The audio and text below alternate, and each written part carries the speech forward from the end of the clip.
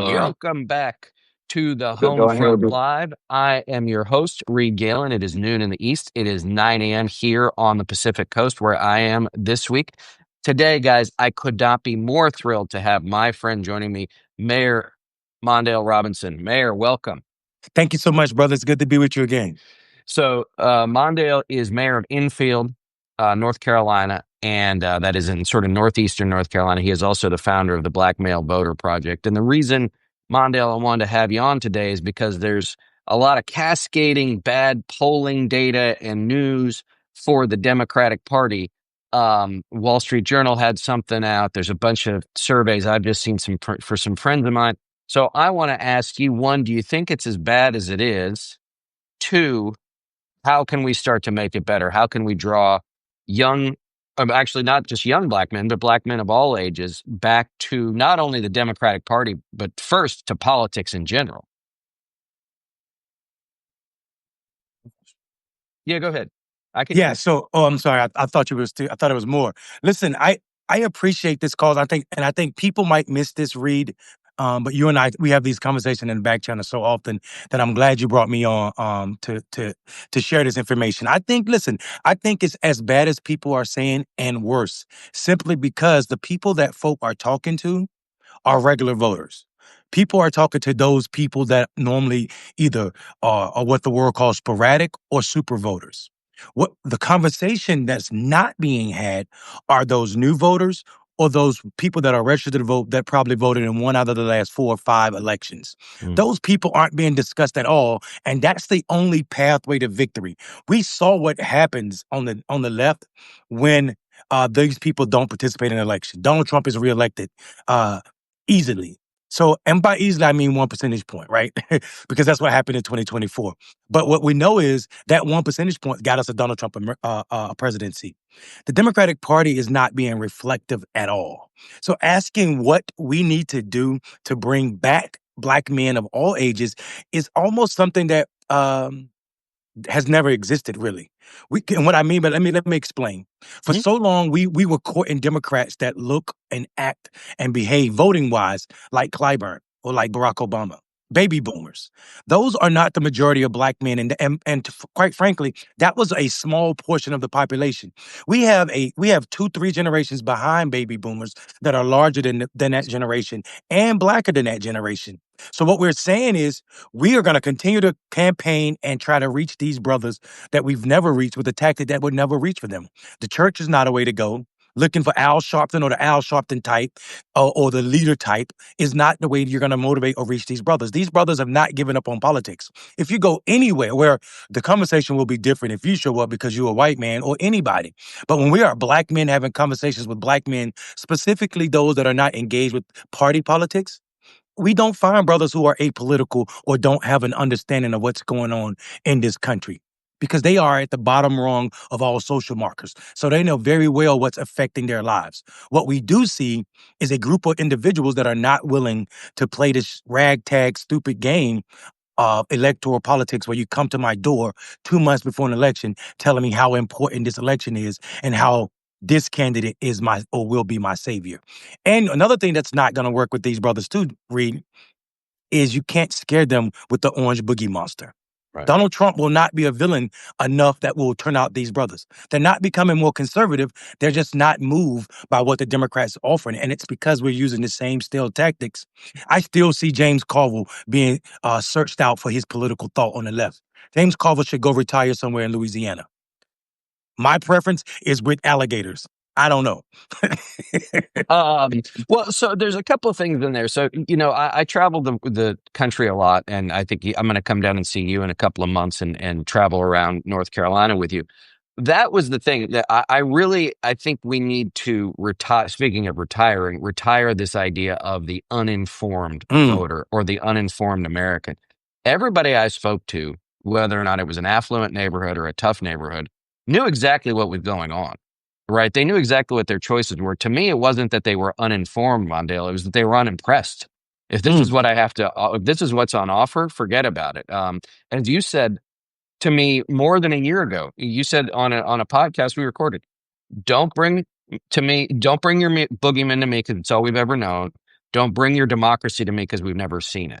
Yep. Right. And I think that that's something that is still not getting through. And not just with the community that you work with, but all communities, which is like being anti Donald Trump didn't work. Right. It didn't work well enough. To your point, it was close, all things considered. But, as George H.W. Bush says, close only matters in horseshoes and Horseshoes hand and hand grenades. grenades. Right. The rest is at best a moral victory, and not even that. Yeah, and listen, we have to be absolutely uh accurate when we're talking about like democracy, this demographic. And I talk about black men a lot because we created a BMEP adaptory approach to address black men. But as you said, it is not just black men that feel disassociated with where we find ourselves in electoral politics right now in this country. So you're absolutely right that what this idea that voters are uninformed is costing us elections. It's the same reason that I feel like Democrats lost a large swath of rural voters. Yeah. If you had conversations, I'm a rural voter. If you have conversation with rural voters, the ideas of everybody needing to be cared for is not a far left idea.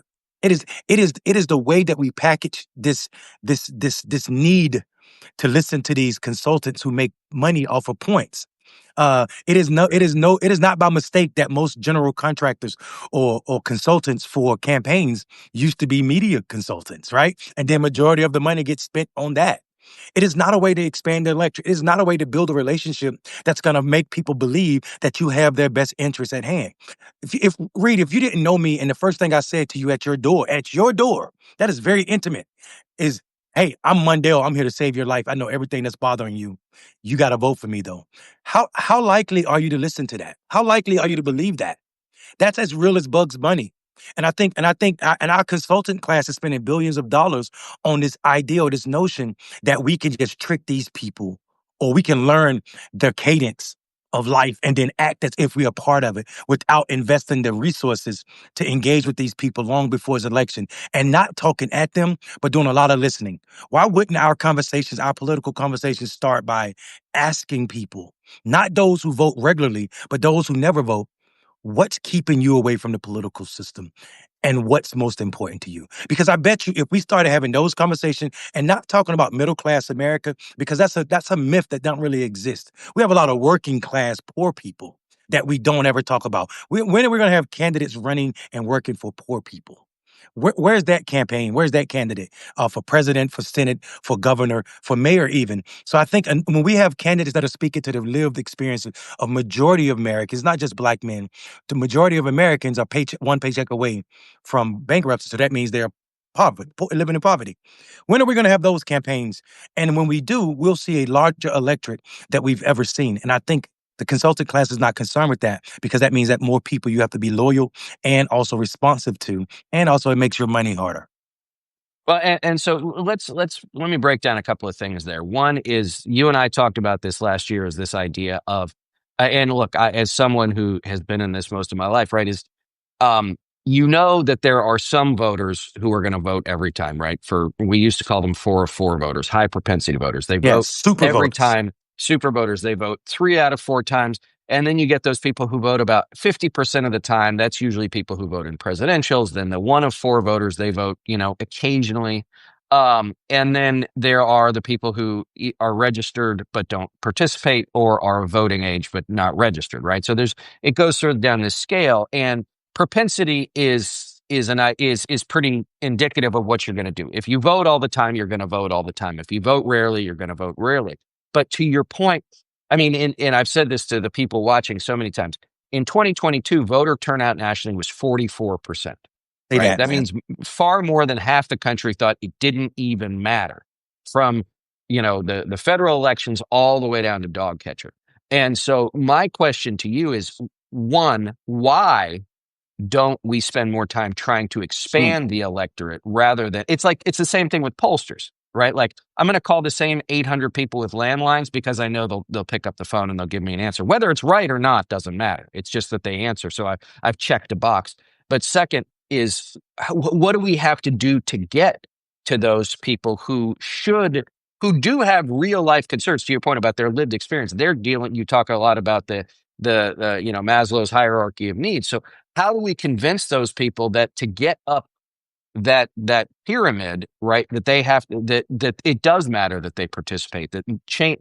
It's a catch-22, I guess, Mondo, Mm, right? Like change won't come if they wait, and if they participate, change might not come. yeah. So how do you square that? Yeah, I think part of it is we have to refocus our conversation and the way we see that problem. See, I think like when we talk about propensity, what we will claim gladly and talking about consultant class and the people in the people in power, what they will claim gladly is that they are responsible for the super voters. But my argument is propensity is a false look at investigative tool. And what I mean by that is if you spend all of your resources, because if you see what happened, the people who are more likely to vote, they're in this space where they receive those 800 calls all the time. They receive most of the information. So we're not claiming responsibility for those who are what the world call low information or sporadic or non-voters. Even though our efforts created that space, we don't prioritize what you and I really call expanding the electorate by reaching these people who are Right. not a part of our regular voters. We don't. We talking about the political class don't prioritize those people.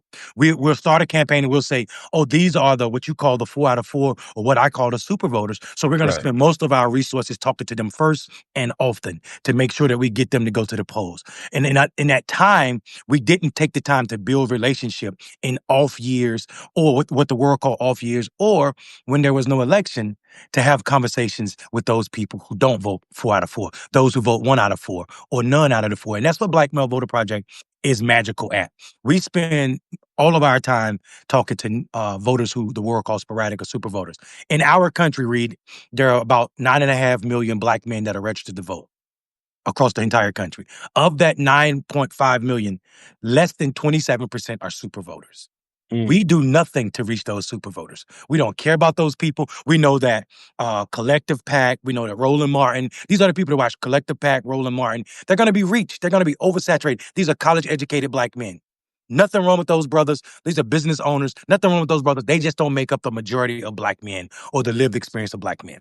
The other brothers in this country, the majority of brothers, the 70 or so percent that are not super voters, is who we reach and try to engage and figure out. A lot of our time is spent trying to figure out, Reed, in this country, across this country, what's going on with these brothers by listening to them. We have these sessions. We don't allow politicians in these rooms.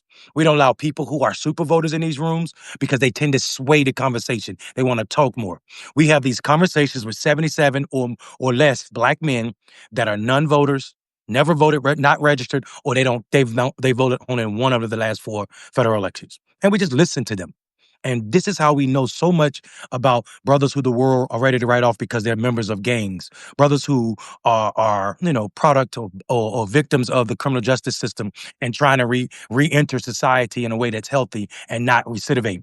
So we spend a lot of time engaging these people across the country, and we find out that a conversation that starts with what their needs are is one that is healthy. This is why when you see our work in Georgia, you see that when Black Male Voter Project have conversation with Black men, these brothers are 7% more likely to go out and vote than other people. And that's even 2% higher than when other organizations have conversations with other demographics and their likelihood to have them turn out at the elections. So what I'm saying is the pathway to increase propensity in a voter is by being there when it's not an election or beneficial to the candidate or to the party. Because what happens is there's no separation for people living on the margins between candidates knocking on their door in October or November of an election season versus a large nationwide party. So candidates don't see Kamala Harris separate from the Democratic Party. Doesn't matter. Both of y'all have failed me. I'm living in this life where I got to work 2 and 3 jobs because you've not addressed these issues, and you still allow me to be paid $7.25. You've not done anything to address the problem that my wife is dying from breast cancer, and we got to drive 2 hours to the closest healthy hospital so that she can receive treatment, right? And we can't even afford that treatment. Yeah, So I and think all of that is the problem. And do you think that? So let me ask that. Let me put it. I want to get back to the community piece of this, but let me ask the electoral question first. Do you believe that the unwillingness or inability of the campaigns or of the party to address the issues that you just went through is the reason why, one, a lot of Black voters stayed home, and two, that there was an increasing number of Black voters, I think particularly Black men, who did actually cross the line? Yeah, I think so. A couple of so let's unpack that. First of all, I think the notion that like an increasing number of black men voted for Trump is it's across the line. It's mixed up in the fact that more black men sat out of the election. So what I mean by that is the percentage of black men that voted for Trump in 2024 is higher than normal, but that percentage is higher because we saw 6 million people that voted in 2020 did not vote in 2024. So there's no that increase is not in raw numbers; it's in percentage, Okay. right? But that still is not anything for the Democrats to clap about, right? We saw that's why I tell people if you want to talk about landslide elections, Donald Trump got 33% of the electorate. Kamala got 32%. The couch got 36%. So the Right. landslide went to the couch, right? Right. So we should be trying to figure out how did the couch continue to get so many of black men. And I think Right. what that speaks to is absolutely a disconnect between the parties' inability to change course in their tactics and strategies and continue along this path with what's comfortable for them, with their fake idea on what's electable and the electability argument and how they run campaigns. The need to trot out Barack Obama and the likes to talk at black men is a failed strategy. Barack Obama, Steve Harvey, and these people who the party uses surrogates don't live a life that's reflective or even similar to that of majority of black men in this country. Right. So when people think Barack Obama is a motivator, and I'm saying to them, he's a motivator for super voters, people who are going to vote for him anyway, the people that y'all give backstage passes to. So it's like you're speaking to the choir, so to say, right? And I think, if you don't mind, I want to say something that people have to move away from, and I don't normally do this, Reed, because this is your space. No, What, that's you're here. It's your yeah, space. one of your followers, WCS, just spake in the chat that Republicans spend a lot of time trying to prevent people from voting. And I don't push back on that notion because we've seen the tactics of trying to prevent people from voting. But what we Sure. know is true is if you go back and look at the election cycles where Republicans were trying to hard, where we sued Republicans a lot to prevent what they were doing when they was taking people off the voter roll in 20, we've sued Republicans from 2011 all the way until now as it pertains to them trying to prevent people from voting. So we can't say that when they did it in 2018, 2016, and we increased the number of people participating, specifically for me, black men participating in elections, that it was a cause for the decrease of numbers because more people participated. So Right. I'm telling people that is not the tactic that Republicans are doing, and it needs to be challenged for sure in the court. We cannot use that as the reason black people, black men specifically, are sitting out elections. You're Right. letting off the main culprit, and the main culprit is the Democrats not spending resources in a proper way, not seeing these people when they are feeling invisible. They are not addressing the issues that are plaguing these people. They're talking about things that pundits are. I listen to mainstream media, and I am confused at who are these American they're talking about. I know people don't even when we think about rural America, Reed, we think about the white voters in Midwest. Hmm. People don't even realize when they think about black voters, they think about people in New York or big cities. Majority of black people, percentage wise, are in the South. And a Right. large portion of those black people are in rural spaces. And we don't consider what a rural black voter is doing or what it means to be a rural black voter. The story of Black Americana is not this migrating story. Yes, black people left the South and went to Detroit or New York or wherever they went. But the majority of black people stayed right where they were enslaved. And that story, that Black Americana, is missing in our politics. And because it is, we see the couch being the super vote, the super candidate every election cycle. So I want yeah. So I mean that's but see this is why you told me last year when we were talking through some strategic documents we were going back and forth on that oftentimes that you're told by the Beltway people that you're a little too outspoken, that you're willing to spear some of the sacred cows, and I want to use the and thank you WCS for your comment, is this idea of like, okay, we have a problem. It's not to say Republican efforts to make voting more difficult are not real, but it's not the only reason, or as you said, even the main reason why people aren't turning out. Yet, yes, if you make it more difficult for somebody to vote who's already not inclined to do it anyway, they will not do it. But if they have no, if there's no predicate that it matters anyway. Making it harder doesn't matter. Making it easier doesn't matter. To your point, it's like I have the couch, I have these guys, I have those guys. The couch is going to win, even if it's difficult, even if it's easy. And I mean, and the facts, people hate to hear this, but the facts are there. The Republican tactics make it difficult when you get to the polling location. That means Mhm. the voter already has to be there. You've cut machines. You've given we were raggedy machines to black locations, Right. or Or in or Harris County, Texas, you have one drop box for a county exactly, of 5 million people. exactly.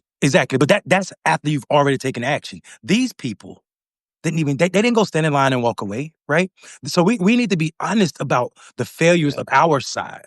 This idea that the notions uh, of consultant class, the pollsters, has ever worked to reach this demographic.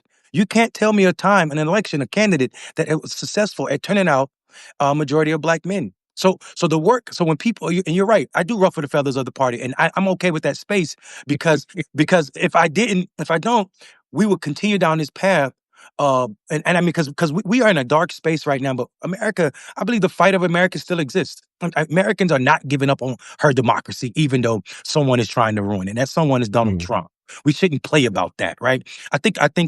I feel as someone who considers himself a social critic, but is by trade a political historian. I feel that we are in the most divisive time in this country than we've ever been. People will believe what is unbelievable now easier than I think that it has ever been in the history of this country, and that is dangerous not just for your ideology. That is dangerous for our standing in the world. When people don't see us as reliable partners for so many reasons, it does not just do harm to the Democratic Party or Republicans. It does harm to country people in North Carolina and also city folk in California. And I think we should be serious about that. Those of us that are serious about that should be spending time trying to force the powers that, running a Pete Buttigieg or talking to me about Gavin Newsom has nothing to do with what's ailing poor people in this country. And then until you start talking about what's ailing people and not who the person that's going to address it is, you're going to continue to lose elections in a way that you don't have to. Why do you think it's so difficult? Or why do you think it's so rare that leaders actually discuss those issues, considering that I Mm, think it's what the top 0.1% in the country owns 50% of all the wealth. man. Um, and so we not, I mean, look, the wealth disparity is not a new thing and it's not getting better. But why is it that the party of the people, such as it is, refuse to talk about what's going on with the people in anything more than the most sort of basic sort of, I know I have to check this box, so I'm going to say it. But if I actually want to do anything about it, don't try and pin me down on it.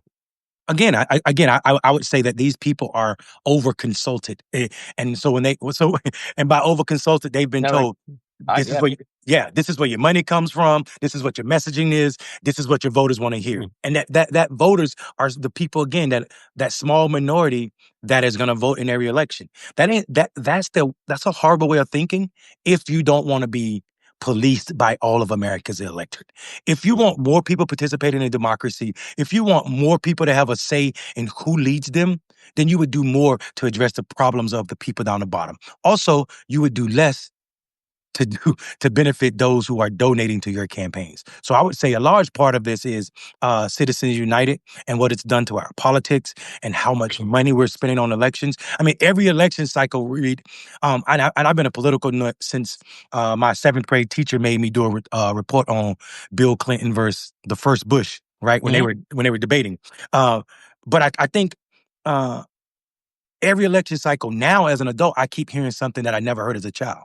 This became the most expensive election, not just a presidential election.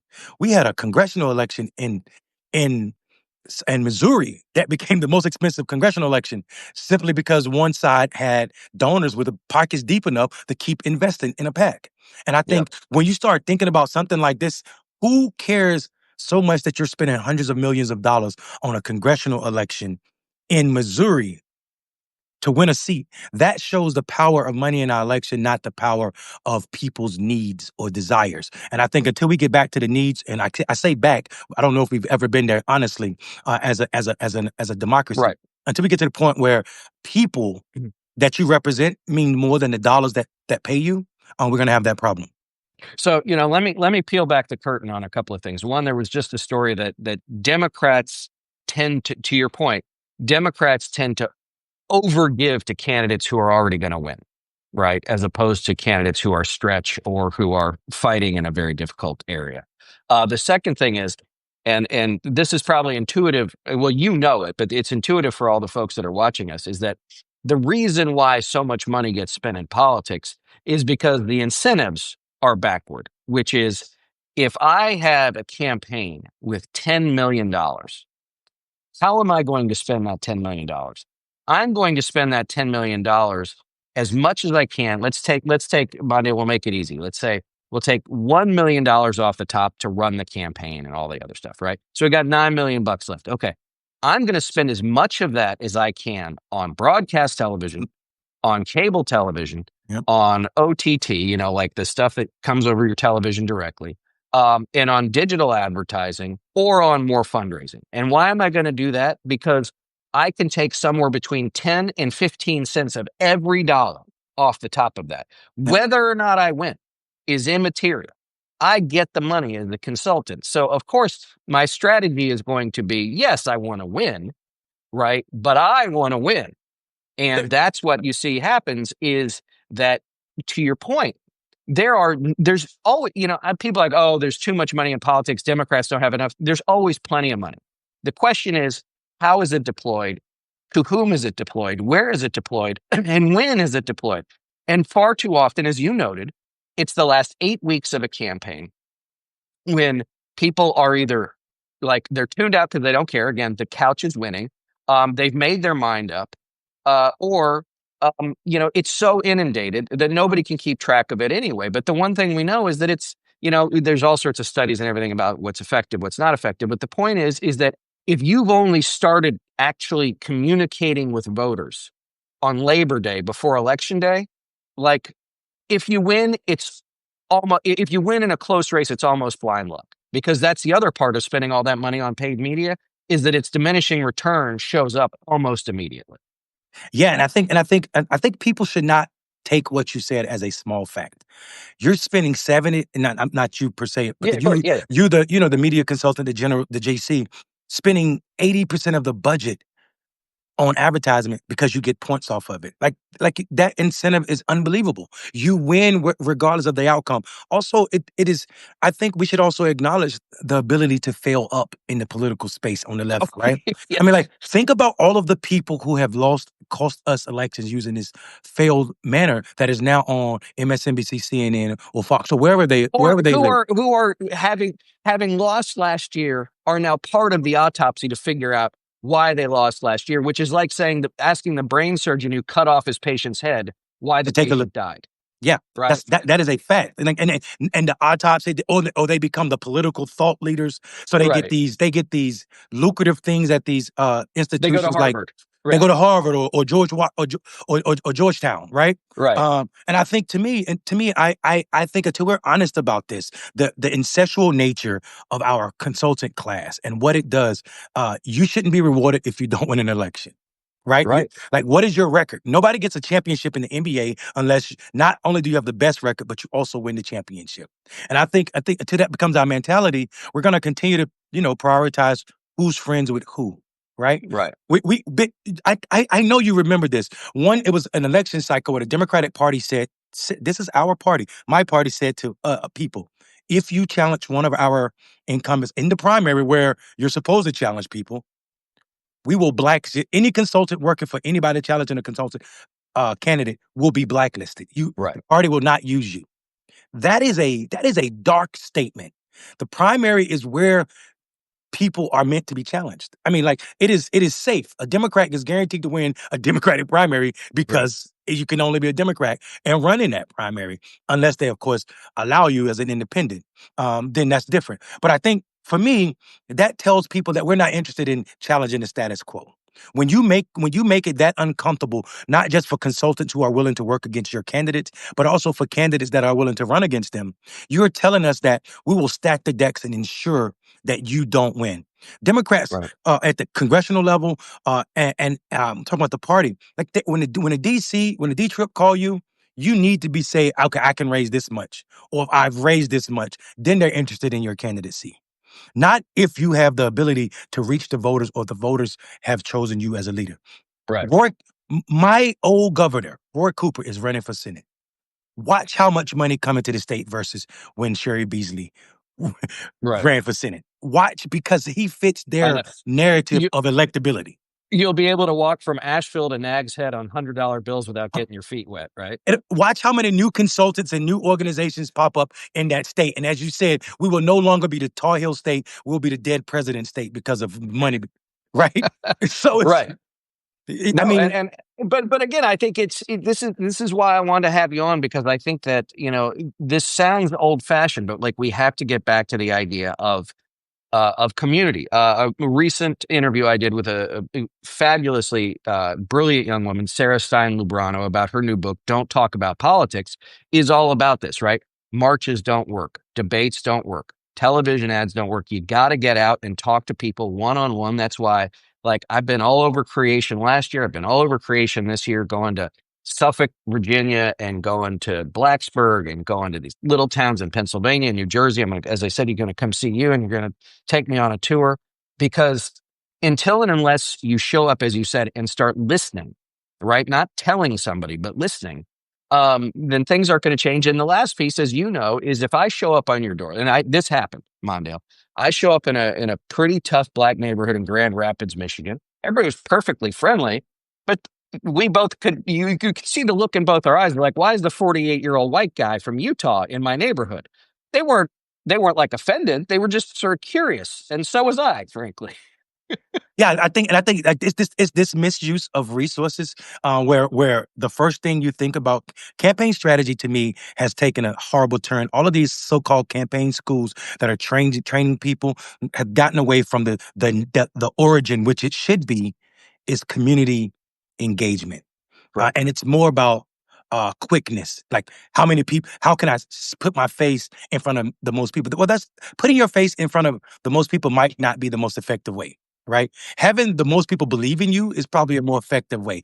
I am a if polls are representative, if small polls of 1,000 people are representative of how 300 million Americans feel, then my race should be representative of what's possible in rural spaces all over this country. I'm a Right. mayor in a small town. I defeated an incumbent by 50, with over 70% of the vote. I Right. beat him by 57 percentage points. And I ran zero ads and he ran ads. And the way I did this was I knocked on the entire universe and had conversations, sat down with my neighbors, and we cooked chicken, and we had fish, and we drank a little beer. I don't drink anymore, but we drank a little beer, and we just had conversations about what's wrong with our town. That's it. Right. And I did that several times. That's it. Conversations, me listening, not acting as if I'm here to save you, right? Right. And Because and as you know, as being a mayor, right, you are the face of everything that goes right and everything that goes wrong in that town. yeah, Right. You are absolutely. the I mean, you we're are the dealing with that alpha right and now. the omega of it. Right. I'm sure you are. All right. You have given me too much time. So, Mondale, before I let you go, where can they find more about you? Please, guys, sign up for Mayor W. Mondale Robinson's Substack here. Guys, do that right now. And where can they find more about the Black Male Voter Project? Yeah, so honestly, Reed, I if it would mean more to me. Thank you so much for saying about Black Male Voter Project. What I'm doing is I'm trying to kill Black Male Voter Project. I think Black Male Voter Project has been around since 2019. I feel like we should not be making new national organizations that stick around in our ethos forever. I think Black Male Voter Project has done what it's supposed to do, and by 2026, it should be dead as a national organization. So what would mean more to me is if people found organizations reaching Black men who are made invisible by our political process in their local community and engage with them, send their resources to them. Because by 2026, I want Black Male Voter Project to be an afterthought, and I want Black Male Equity, which is an organization that we're doing to train other organizations to learn how to talk to these Black men. I want that organization to be bigger than Black Male Voter Project so we could train other orgs how to reach Black men that are so often left behind. So don't worry about Black Male Voter Project. Let's let that organization die as a lot of national organization, because what happens is people start prioritizing personalities and not issues. And I'm over with that. I want that to die. I think every national organization that is organizing should be thinking about how they make themselves small and make local organizations more in the forefront, so we can end this idea that a savior is coming. So that's what I feel. But you can find me personally on Substack and on Twitter at Mondale Robinson. Awesome. And guys, yeah, Black Male Equity. Mayor, I will have our team at the union reach out to you so we can figure out how to collaborate on that. Thank Everybody you. else, thank you so much. I hope you guys have a safe, healthy, and happy Thursday. Mondale, thanks for joining me. Always, brother. Everybody else, we'll see you next time. Bye-bye.